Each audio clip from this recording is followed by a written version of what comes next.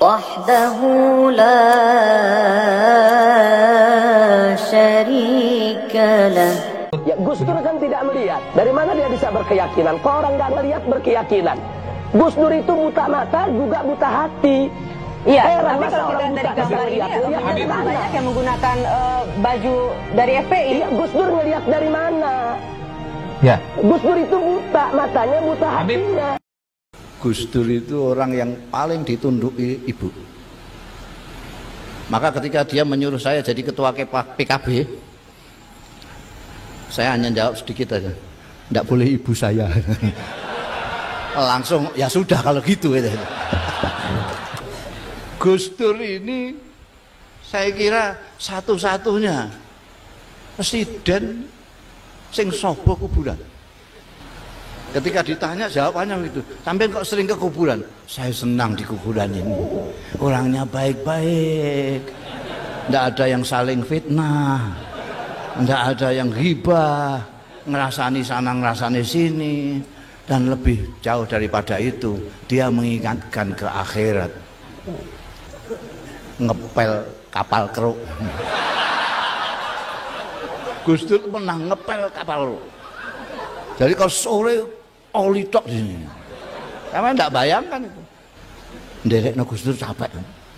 Jualan terus.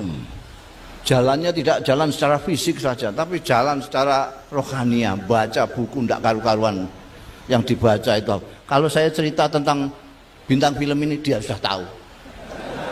Saya cerita tentang pemain bola ini dia sudah tahu. Saya cerita tentang ulama ini dia tahu.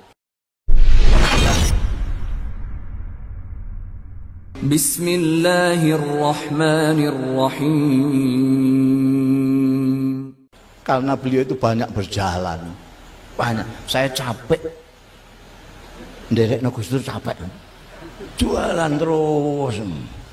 Jalannya tidak jalan secara fisik saja, tapi jalan secara rohania, baca buku tidak karu-karuan yang dibaca itu. Kalau saya cerita tentang bintang film ini dia sudah tahu. Saya cerita tentang pemain bola ini dia sudah tahu. Saya cerita tentang ulama ini dia tahu. Ini ngertinan ini. Ternyata karena dia jalan terlalu banyak. Sampai bisa nita ini orang yang banyak jalan dan tidak itu kelihatan. Kata anak-anak no itu kurang piknik gitu bang. Istilahnya itu. Gus Dur ini piknik kemana-mana ya. Pesantren mana yang tidak pernah dijajah beliau?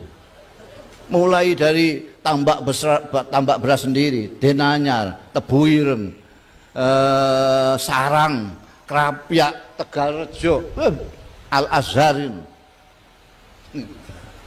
Makanya ketika di Al-Azhar, Gus Dur sudah capek. Orang mengatakan bahwa Gus Dur itu tidak lulus di Al-Azhar, itu salah. Salah. Tanyakan Kiai Sanusi. Salah. Dia memang tidak kuliah.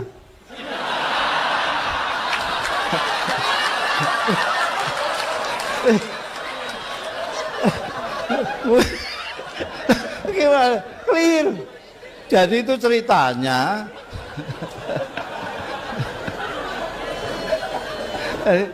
Ceritanya Gus Dur itu tanya saya. Gus Dur itu saya nggak tahu kenapa dia menyintai saya. Saya nggak tahu juga. Apa memang saya ini memang orangnya simpatik apa nggak tahu. Sejak saya datang ini kan saya datang setelah Om Sanusi sama Gus Dur. Saya datang belakangan. Saya melarat belum dapat beasiswa yang nyeplok nondok ya Gus Dur. Dia itu lihat saya terus seneng gitu aja. Jadi dia selama ini nggak kuliah. Begitu saya datang, terus tanya sama saya, sampean kuliah di mana? Saya ini yang baru dibuka ini, namanya Al-Qismul Ali Dirasatil Islamiyah wal Arabiyah. Nah dia tidak tanya, tidak apa. Kenapa kamu milih itu? Enggak. Ya udah aku ikut, gitu. Ini kok ikut ini? Begitu masuk, lihat mata pelajarannya. Loh ini kan pelajaran kita di pesantren-pesantren ini. Loh memang saya milih yang saya tahu, kok saya bilang gitu. Saya enggak pernah sekolah selamanya. Saya itu kan enggak pernah sekolah, Gus. Saya tahunya pesantren. Jadi saya cari fakultas mana yang kira-kira enggak ada pelajaran yang sekolahan, yang pesantrenan semua. Bangsane tafsir, tauhid, bangsane gitu itu. Ya kata Gus Dur, nah ini kan entek-entek umur itu. Ya terus lalu enggak kuliah, ya enggak kuliah. Terus langsung kirim surat lamaran di Baghdad, diterima di sana. Dan dia lulus lebih dulu dari saya. Jadi keliling. Kalau Indonesia bagian kecil. Jadi ketika dia selesai di Irak, dia nyurati saya. Saya sudah selesai, alhamdulillah. Sampai nanti kalau sudah selesai cari utangan. Kamu cari utangan nyusul saya. Saya sekarang sudah di Belanda. Saya dapat pekerjaan yang gajinya besar sekali. Ngepel kapal keruk. Gus Dur pernah ngepel kapal keruk. Jadi kalau sore oli tok di sini. Kamu enggak bayangkan itu. Oh, Bu Nuri aja enggak bayangkan. Sampai juga sudah saya carikan pekerjaan yang sesuai dengan sampean. Di bagian reklame. Untuk menggambar-gambar reklame itu kan. Nah, dia tahu saya bisa gambar. Nanti kira-kira sekian bulan gaji kita sudah bisa untuk membeli mobil second. Kita nanti berangkat pulang lewat darat. Kawan-kawan yang akan kita lalui sudah saya kirimi surat semua. Rinci, nanti dalam perjalanan kita bisa bicara tentang Indonesia. Jadi sudah lama, jangan tema baru sekarang.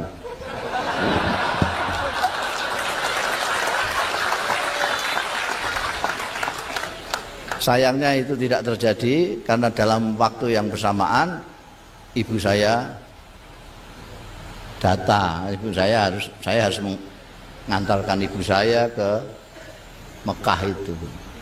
Gus Dur, begitu saya tahu ini ibu saya kok begini, ya ibu saja. Kalau tadi Pak Kiai Sanusi Baco cerita tentang ibu, bagaimana mulianya ibu. Gus Dur itu orang yang paling ditunduki ibu. Maka ketika dia menyuruh saya jadi ketua PKB, saya hanya jawab sedikit aja, enggak boleh ibu saya. Langsung ya sudah kalau gitu.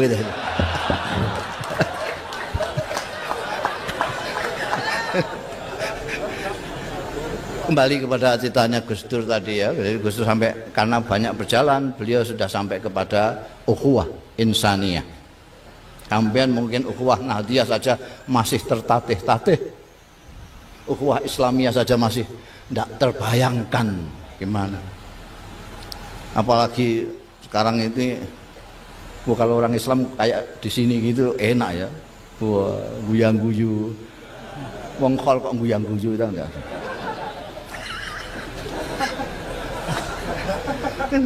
Enak. Beragama cara Gus Dur enak era karuan. Enggak pertentangan itu. Gelis tuwa, pertentangan gelis tuwa. Kami yang 66 rasa pertentangan. Gusti Allah wis ngerti dapurmu sapa itu.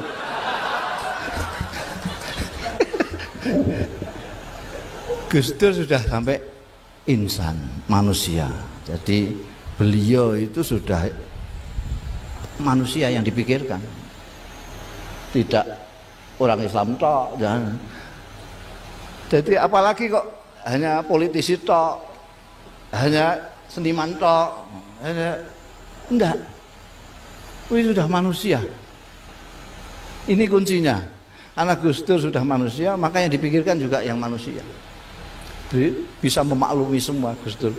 Karena manusia itu memang diciptakan Tuhan macam-macam. Kan ada orang yang tidak tahu, disangkanya Gusti Allah itu menciptakan manusia itu khusus, hanya segini.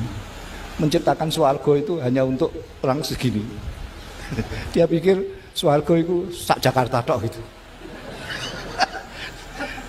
Swarga kok sak Jakarta tok, dia dipikir swarga itu arduhas samawati wal ard. Bumi itu hanya sepersekian butir debu kalau di alam semesta ini.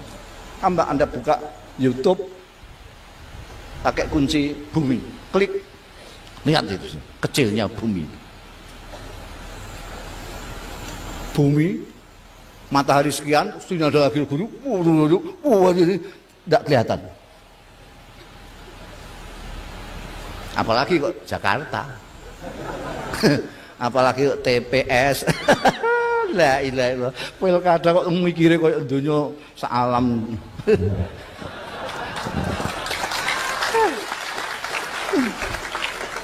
Sampai rada luas, meskipun Anda belum piknik jauh, tapi niru Gus Dur. Wawasannya diluaskanlah, jelaskan. Jangan. Ini sekarang ini kita mengholi Gus Dur. Mengholi Gus Dur itu sama dengan memikul jenazah ke kuburan. Ada orang memikul jenazah ke kuburan Cengengesan, itu kuwalik udele.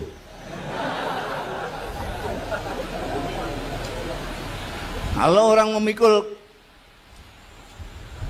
apa namanya pendosa itu bahasa Indonesianya? Keranda. Kalau orang memikul keranda tentu mikir, saya sekarang mikul keranda, saya nanti dipikul apa berangkang sendiri. Wa idza hamalta ilal quburi janazatan fa'lam bi annaka ba'daha mahmul. Wa idza wulita umura qaumin sa'atan fa'lam bi annaka ba'daha ma'zulu. Kalau suatu saat engkau memikul keranda ke kuburan, ingatlah suatu saat kau akan dipikul juga, karena kamu tidak bisa berangkang sendiri. Kalau suatu saat engkau diserai sesuatu jabatan, ingatlah suatu saat kamu pasti lengser. Jihadu kok kaya apa? Apa kurang jago Pak Gadot ini? Lengser. Apa kurang jaduk Bung Karno? Lengser. Apa kurang jaduk Pak Harto? Lengser. Kalau orang hidup, ingat nanti dipikul atau tidak, dia akan baik. Jadi kita ngekholi ini juga harus mikir. Sekarang kita ngekholi Gus Dur, kita nanti dikholi apa hanya seperti ayam kepelindis kol gitu saja. Orang geger sebentar sudah.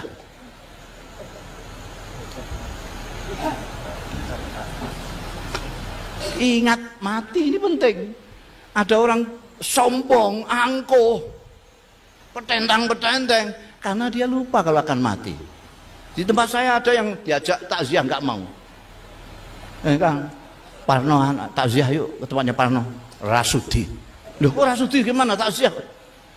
Oh, nalika urip utangi duit 20.000 ae ora aweh malah ngidoni kok.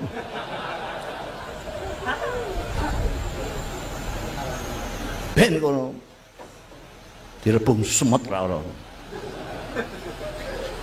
Karena pada waktu hidup kalau orang pejabat ingat akan lengser, baik, pasti baik. Yang tidak baik itu karena dikiranya dia jadi pejabat seumur hidup. Wong Bung Karno yang sudah ditetapkan MPR saja presiden seumur hidup, akhirnya belum, masih hidup sudah lengser kok. Di tempat saya ada bupati yang ikut-ikutan, begitu Bung Karno diangkat sebagai presiden seumur hidup, bupati di Rembang diangkat sebagai bupati seumur hidup. Ternyata Bung Karno nggak jadi, dia pun nggak jadi. Terus jadi mantan. Dulu masih menjabat, wah kenal nggak kenal, kemana jeng dia, wah manggilnya kanjeng, kanjeng. Mana kanjeng? Nggak kenal barang. Wah. Setelah lengser, jangankan orang biasa, anak buahnya aja nggak nyapa. Karena dulu sering tempelan itu. Akhirnya terus jalan-jalan itu kasihan lah itu. Pakai jasnya kegedean karena dulu gemuk. Tak ajak ngomong soal nostalgia zaman dia kuasa itu, wah senengnya bukan main. Jadi kita harus ingat. Nah ini saya belum tahu, barangkali ada yang tahu sampean. Ada orang tokoh, bukan hanya tokoh nasional tapi tokoh internasional, pernah jadi presiden, kiai segala macam, tapi sering ziarah kubur. Pernah ada yang kok menengai? Gus Dur ini saya kira satu-satunya presiden sing sobo kuburan. Presiden itu pejabat paling dhuwur itu. Malah dinyai karo ngomong jane sarkup sarjana kuburan. Ketika ada yang tanya sama Gus Dur, kenapa kok sampean sering ke kuburan? Jawabnya persis seperti Syekh Bahlul. Sampean kenal Syekh Bahlul? Sekarang dibuat mainan Bahlul, padahal itu min ukola ilmajanin. Syekh Bahlul itu Abu Wahb bin Al-Bahlul bin Amr As-Sayrafi Al-Kufi. Dia hidup pada zamannya Harunur Rasyid. Entah Gus Dur pernah baca itu atau kebetulan sama. Ketika ditanya jawabannya begitu. Sampai kok sering ke kuburan? Saya senang di kuburan ini. Orangnya baik-baik. Tidak ada yang saling fitnah. Tidak ada yang ghibah, ngerasani sana ngerasani sini. Dan lebih jauh daripada itu, dia mengingatkan ke akhirat. Jadi kalau Gus Dur kan masih hati-hati, jadi pejabat masih hati-hati, itu karena sering ke kuburan. Nah sekarang ini ke kuburan musyrik ya, ayah. Sekarang ini repot, hal-hal yang bisa mengingatkan kita kepada sesuatu yang mulia itu mau dihilangkan. Muludan, sarana untuk mengingat pemimpin agung kita yang akhlaknya tadi sudah sebagian dikemukakan Kiai Sanusi Bajo, dibid'ahkan. Haul yang mengingatkan tokoh-tokoh yang berjasa kepada masyarakat dan mengingatkan kematian. Sekarang bahkan mengucapkan selamat ibu saja diharamno. La ilaha illallah. Iki wong isine haram tok. Saya khawatir nanti di swarga itu yang ardua samawati wal ard isinya cuma mereka tok. Kasihan mereka, kesepian ya. Glundang gandung itu sampe kancane.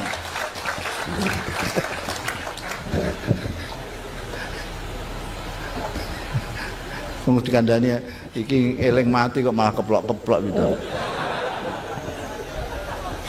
Jadi jadilah Anda manusia yang kalau bisa sekomplit Gus Dur itu, maka sampean akan bisa menjalin yang namanya ukhuwah insaniyah atau basyariyah. Anda tidak akan melihat manusia ini. Kalau sekarang ini manusia masih melihat sangat sempit sekali. Golkar PDI apa PKB?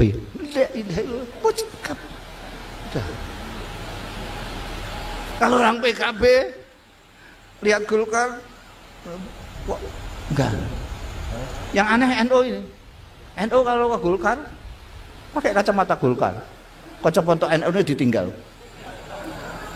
Kalau ke PDI kacamata NU dicopot, yang dipakai ke kacamata PDI.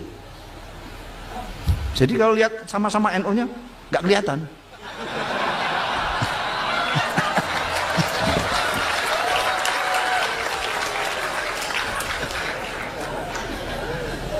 Pakai kacamata manusia. Pakailah kacamata manusia seperti Gus Dur. Nanti semua akan lihat wajahnya. Oh ini balaku dewe, tunggal mbah. tunggal mbah. Siapa? Minimal Mbah Adam. Kalau tidak Mbah Nuh, Adam kedua itu. Kalau kita pakai kacamata manusia, tapi kalau kacamatanya kacamata Islam, saya lihat orang itu kayak Romo Muji, iki wong ta ora itu. Apalagi sampai kacamatanya kacamata partai politik. La ilaha illallah, nyawang wong gak menungso. Paham sampean kok guyu?